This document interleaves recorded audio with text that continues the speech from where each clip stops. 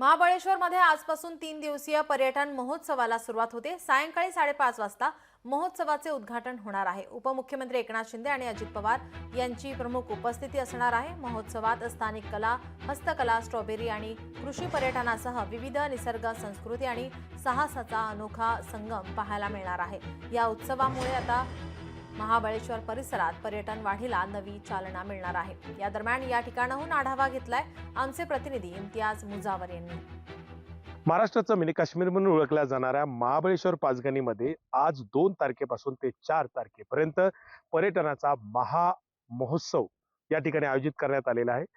पर्यटक तब्बल 10 लाखपेक्षा अधिक पर्यटक या महोत्सवामध्ये दाखल होण्याची शक्यता निर्माण झाल्याने पर्यटकांच्या खास विशेष सोयीसाठी इको फ्रेंडली टेंट देखील या ठिकाणी निर्माण करण्यात आलेले आहे। आपण पाहू शकतो की हे इको फ्रेंडली टेंट या ठिकाणी पूर्णतः पर्यटकांसाठी या ठिकाणी वातानुकूलित असे टेंट्स आहेत। या टेंट्समध्ये देखील चांगल्या पद्धतीने इको फ्रेंडली या निसर्गाच्या सानिध्यात राहण्यासाठी पर्यटकांना जास्तीत जास्त मजा घेण्यात यावी या ठिकाणी म्हणूनच या ठिकाणी आयोजित करण्यात आले। या ठिकाणी किड झोन आहे, मुलांसाठी खेळण्यासाठी सायकलिंग आहे, वेगवेगळ्या पद्धतीचे गेम झोन देखील या ठिकाणी आयोजित करण्यात आले। इको फ्रेंडली असणारे हे टेंट या ठिकाणी पर्यटक इथल्या टेंट्स मध्ये राहतील आणि एकंदरीतच महाराष्ट्र पर्यटन विभागाच्या माध्यमातूनच पूर्णतः हे पर्यावरणाला पोषक अशा पद्धतीनं या ठिकाणी हा पर्यटन महोत्सव शासनाकडून आणि MTDC कडून आयोजित करण्यात आलेला आहे।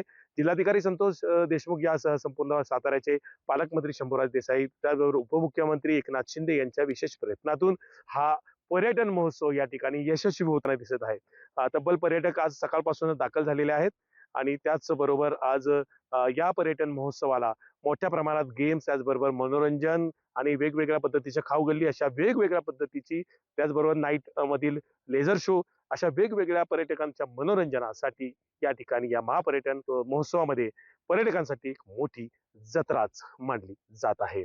कॅमेरामन वसीमसह इम्तियाज मुजावर, लोकशाही मराठी, सातारा। ये डेफिनेटली मुझे टेंट सिटी एक्सपीरियंस करना था। महाबलेश्वर तो कई सालों से आती आई हूँ और हमेशा मुझे बहुत अच्छी लगती है ये जगह।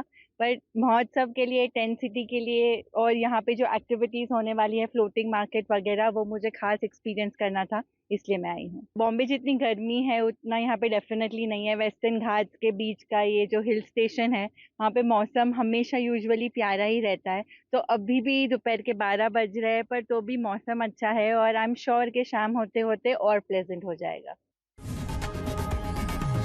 लोकशाही मराठी, ऐका, पहा, जागरूक रहा।